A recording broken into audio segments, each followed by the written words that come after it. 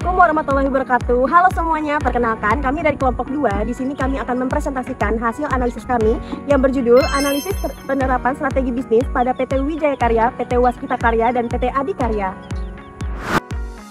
Industri konstruksi di Indonesia semakin ketat dan menuntut perusahaan-perusahaan BUMN di Indonesia untuk terus berinovasi agar tetap relevan. 3 pemain utama yaitu PT Wijaya Karya, PT Waskita Karya, dan PT Adikarya memiliki pola strategi yang berbeda. Namun, sama-sama untuk bertujuan memperkuat daya saing, memperluas pasar, dan menjaga keberlanjutan bisnis. Strategi bisnis yang pertama ada strategi korporat. Strategi korporat adalah strategi pada tingkat perusahaan secara keseluruhan, mengatur arah jangka panjang dan alokasi sumber daya. Yang kedua ada strategi bisnis. Strategi bisnis adalah strategi di tingkat unit bisnis untuk menciptakan keunggulan kompetitif di pasar. Berdasarkan teori Michael Porter, ada 3 jenis utama. Yang pertama ada kepemimpinan biaya, yang kedua ada diferensiasi, dan yang ketiga ada fokus strategi. Selanjutnya yang ketiga ada strategi fungsional. Strategi fungsional adalah strategi di tingkat departemen seperti marketing, keuangan, produksi, dan SDM untuk mendukung strategi bisnis. Selanjutnya yang keempat ada strategi global atau internasional. Strategi global atau internasional adalah strategi yang digunakan oleh perusahaan multinasional. Strategi global adalah langkah yang diambil perusahaan untuk bersaing di pasar internasional, di mana barang dan jasa bisa mengalir bebas meskipun tiap negara memiliki aturan, mata uang, dan kondisi ekonomi politik yang berbeda. Yang terakhir ada strategi inovasi dan digital. Strategi inovasi dan digital adalah strategi yang fokus pada teknologi dan model bisnis disruptif. Strategi inovasi adalah upaya perusahaan untuk menciptakan dan menerapkan ide-ide baru agar produk, layanan, dan proses kerja menjadi lebih baik dan efisien. Selanjutnya yaitu profil perusahaan yang akan kami analisis ada 3. Yang pertama yaitu PT Wijaya Karya. PT Wijaya Karya atau WIKA didirikan dengan tujuan untuk ikut serta dalam membangun ekonomi nasional sesuai dengan ekonomi terpimpin. Diawali dengan kegiatan usaha yang hanya meliputi pekerjaan instalasi listrik dan pipa air. Lalu pada tahun 1970 PT Wijaya Karya beralih menjadi perusahaan kontraktor sipil dan bangunan. Yang kedua yaitu PT Waskita Karya.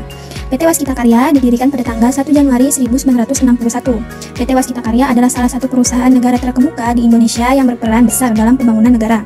Perusahaan ini awalnya adalah perusahaan Belanda yang kemudian diambil alih berdasarkan keputusan pemerintah. PT Waskita Karya pada awalnya berpartisipasi dalam pengembangan terkait air termasuk reklamasi, pengerukan, pelabuhan, dan irigasi. Lalu yang terakhir ada PT Adikarya. PT Adikarya ini awalnya juga perusahaan milik Belanda yang dinasionalisasi dan pada tanggal 11 Maret 1960 ditetapkan sebagai PN Adikarya. Dalam tonggak sejarah, proses nasionalisasi ini menjadi momentum pemacu pembangunan infrastruktur di Indonesia. Lalu, sejak tahun 1974, status PN Adikarya berubah menjadi perseroan terbatas dengan nama PT Adikarya. Di tahun 2004, Adi menjadi perusahaan konstruksi pertama yang sahamnya terdapat di Bursa Efek Indonesia. Selanjutnya yaitu analisis penerapan strategi PT Wijaya Karya atau WIKA. PT Wijaya Karya ini menerapkan beberapa strategi yang penting dan juga relevan untuk menghadapi dunia bisnis konstruksi. Apa saja strateginya? Yuk kita simak. Strategi pertama yang diterapkan yaitu strategi diversifikasi, di mana strategi ini adalah langkah perusahaan untuk memperluas lini bisnisnya ke sektor baru. Di mana WIKA ini awalnya berfokus pada bisnis konstruksi, namun dia memperluas lini bisnisnya ke berbagai sektor. Jadi diversifikasi yang dilakukan adalah diversifikasi terkait di mana masih sesuai atau masih pada jalur bisnis yang sebelumnya. PT Wijaya Karya ini memperluas sektornya ke berbagai bidang. Yang pertama yaitu manufaktur bahan bangunan dan infrastruktur, lalu juga properti dan real estate, lalu energi dan infrastruktur terpadu, selain itu juga investasi infrastruktur. Selanjutnya yaitu strategi ekspansi internasional, di mana strategi ekspansi yang dilakukan oleh PT WIKA ini adalah proyek infrastruktur di Afrika, di mana proyek-proyek ini adalah proyek jalan, jembatan, pelabuhan, dan juga infrastruktur lainnya di negara asing, misalnya di Aljazair, di Nigeria, Filipina, Timur Leste, sampai ke Myanmar. Selanjutnya yaitu strategi joint venture atau kemitraan, di mana WIKA ini bekerja sama dengan perusahaan lokal dengan skema joint operation atau dan joint venture, di mana ini untuk menyesuaikan regulasi dan juga budaya lokal. Selanjutnya yaitu pendekatan investasi dan juga EPC. Jadi selain menjadi kontraktor, PT WIKA ini juga bertindak sebagai investor pada proyek-proyek luar negeri, sehingga dapat menambah pendapatan dari luar proyek konstruksi murni. Selanjutnya yaitu strategi inovasi, teknologi, dan digitalisasi. PT WIKA ini menerapkan digitalisasi dan teknologi terkini untuk meningkatkan daya saing dan efisiensi operasional. Melalui Tiga yaitu Building Information Modeling, lalu ada Enterprise Resource Planning, lalu Sistem Monitoring Digital.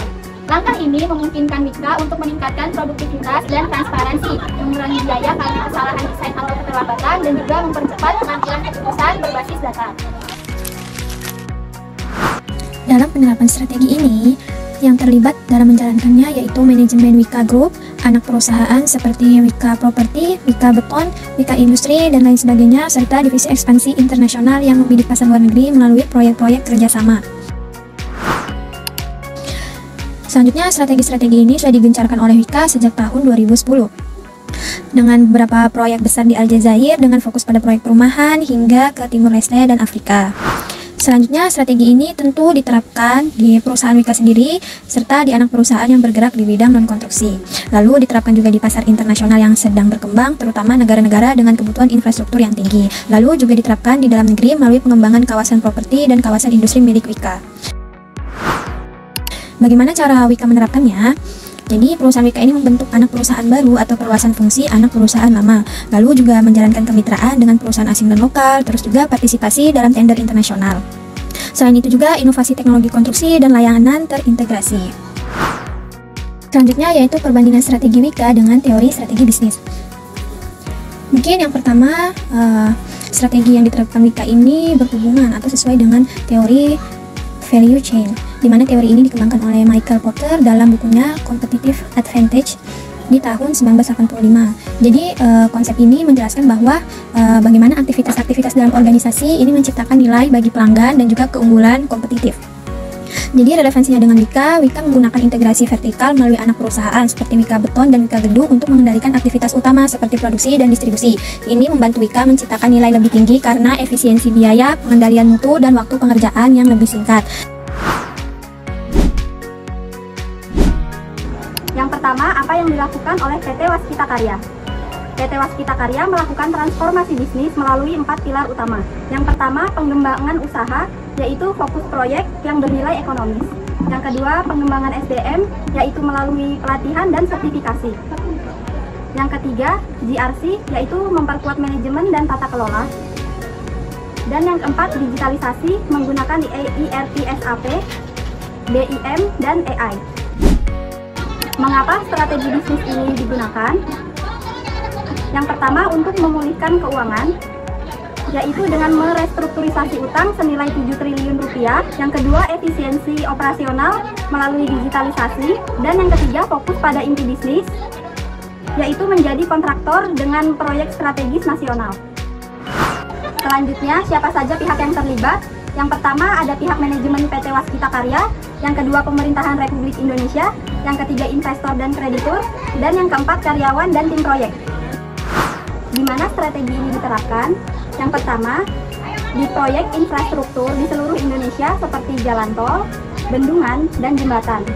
Dan yang kedua, anak perusahaan dan unit internal, termasuk Waskita Beton Precast. Kapan strategi bisnis ini dijalankan? Strategi ini dimulai pada tahun 2023 yang berlanjut hingga 2025 yang berfokus pada restrukturisasi dan digitalisasi. Selanjutnya, bagaimana strategi ini dijalankan? Yang pertama, pada bidang keuangan, yaitu melalui Master Restructuring Agreement. Dan yang kedua, digitalisasi melalui sistem manajemen konstruksi real time. Yang ketiga, SDM, yaitu melalui pelatihan dan sertifikasi. Dan yang terakhir, tata kelola melalui komite risiko dan penguatan GRC. Berikut adalah analisis strategi bisnis PT Waskita Karya berdasarkan teori strategi bisnis yang ada. Berdasarkan Porter's Generic Strategies, perusahaan menerapkan 3 pendekatan utama. Pertama, dalam cost leadership, PT Waskita Karya fokus pada efisiensi dan penerapan lean construction untuk menekan biaya. Kedua, dalam differentiation, perusahaan mengandalkan teknologi dan inovasi digital untuk memberikan nilai lebih pada setiap proyek. Ketiga, dengan fokus, PT Waskita Karya memilih untuk berfokus pada proyek strategis nasional yang menjadi niche utama mereka. Di sisi lain, analisis SWOT PT Waskita Karya menunjukkan sejumlah kekuatan dan tantangan yang perlu dihadapi. Dari segi strength, perusahaan memiliki pengalaman yang luas, dukungan dari pemerintah, serta keterlibatan dalam proyek-proyek besar. Namun ada beberapa weakness, seperti beban utang yang tinggi dan ketergantungan yang besar pada proyek pemerintah.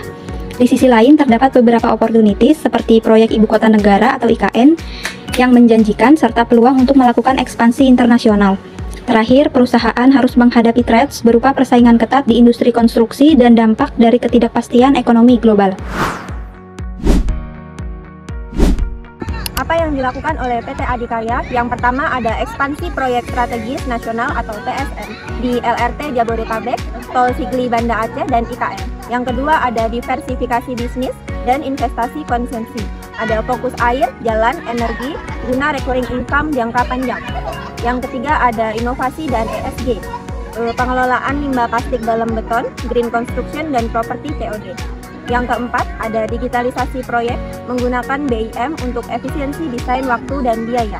Yang kelima integritas dari hulu ke hilir. Bagian hulu ada anak usaha dan pabrik precast. Di bagian hilir ada menggunakan operator proyek air dan tol. Yang keenam ada KPBU dan kolaborasi, kerjasama dengan pemerintah, BUMN, swasta, dan UMKM. Yang ketujuh, divestasi aset matang, guna likuidasi dan mengurangi utang. Yang kedelapan ada manajemen resiko dan tata kelola, yaitu ERM, dashboard digital, dan DCG. Mengapa strategi ini dilakukan atau diterapkan? Guna pertumbuhan berkelanjutan dan daya saing, guna peluang ekspansi besar dan pendapatan stabil jangka panjang, juga efisien ESG dan digitalisasi. Di mana strategi ini diterapkan yaitu di seluruh Indonesia, fokusnya di Jabodetabek atau LRT, di Aceh yaitu Tol dan IKN atau Kalimantan Timur, dan 5 wilayah proyek konstruksi ADI. Kapan dilaksanakannya? Sejak pasca pandemi yaitu 2021 sampai 2023. Difokuskan kembali pada 2023 sampai 2024 untuk pertumbuhan jangka panjang. Bagaimana strategi ini dijalankan? Dengan penguatan SDM dan kapasitas internal, kolaborasi lintas sektor yaitu PKBU, BUMN, dan swasta, value engineering dan BIM, implementasi konstruksi hijau, dan pemantauan proyek juga keuangan real time.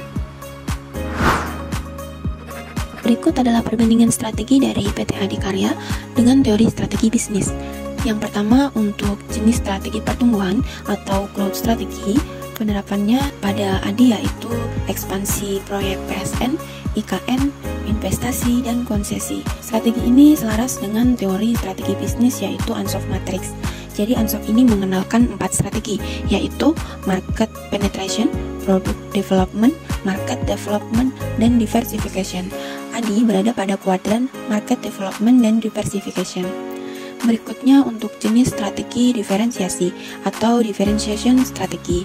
Penerapannya di ADI yaitu inovasi BIM, beton daur ulang, dan value engineering. Strategi ini selaras dengan teori strategi bisnis, yaitu Porter's Generic Strategy. Michael Porter mengusulkan 3 strategi utama, yaitu cost leadership, kemudian differentiation, dan fokus. ADI memilih differentiation untuk menciptakan nilai unik melalui inovasi teknis dan keberlanjutan. Untuk jenis strategi integrasi vertikal, penerapannya di ADI yaitu pabrik precast dan pengelolaan proyek atau SPAM dan tol.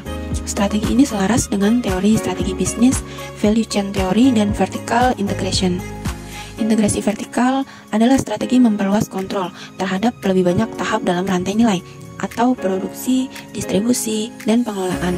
ADI memproduksi dan mengelola proyeknya sendiri. Selanjutnya, untuk jenis strategi kolaborasi dan aliansi strategi, penerapannya di ADI yaitu KPBU dan konsorsium dengan BUMN atau swasta. Strategi ini selaras dengan teori strategi bisnis, strategic aliansi teori. Teori ini dia menekankan pentingnya kemitraan untuk berbagai sumber daya, kompetensi, resiko, dan mempercepat ekspansi pasar. Untuk jenis strategi keuangan dan resiko, penerapannya di ADI yaitu divestasi aset matang dan penguatan ERM. Strategi ini selaras dengan teori strategi bisnis, yaitu Enterprise Risk Management atau ERM dan Financial Strategi. ERM adalah pendekatan menyeluruh untuk mengidentifikasi dan mengelola risiko perusahaan. Jadi ADI ini menerapkan sistem risiko dan optimalisasi struktur modal. Untuk yang terakhir, ada jenis strategi ESG atau lingkungan sosial dan tata kelola. Penerapannya di ADI yaitu efisiensi energi, material ramah lingkungan, GCG, dan pemberdayaan masyarakat. Strategi ini sangat selaras dengan teori strategi bisnis yaitu triple bottom line dan stakeholder theory. TBL menekankan 3P yaitu people, planet, profit. Sedangkan stakeholder theory menekankan bahwa keberhasilan perusahaan itu tergantung pada nilai yang diberikan kepada semua pemangku kepentingannya, bukan hanya pemegang saham. Pertama, evaluasi strategi bisnis dari PT Wika. Strategi ekspansi dan diversifikasi kuat, namun perlu peningkatan koordinasi, manajemen risiko, dan SDM. Yang kedua, evaluasi strategi bisnis dari PT Waskita. Restrukturasi menyeluruh penting, tetapi keberhasilan jangka panjang bergantung pada penguatan GRC, efisiensi operasional, dan diversifikasi pasar. Yang ketiga, evaluasi strategi bisnis dari PT Adikarya. Inovatif dalam ASG dan konsesi, namun masih bergantung pada proyek pemerintah. Perlu memperluas portofolio pasar mandiri dan perkuat eksekusi digital. Selanjutnya, rekomendasi dari ketiga perusahaan tersebut. Pertama, perkuat kompetensi SDM dan pelatihan teknologi. Yang kedua, konsisten dalam implementasi ESG. Yang ketiga, diversifikasi pendapatan agar tidak terlalu bergantung pada APBN. Yang keempat, bangun kepercayaan pasar melalui transparansi dan tata kelola. Sekian presentasi dari kelompok kami, kurang lebihnya kami mohon maaf. Wassalamualaikum warahmatullahi wabarakatuh.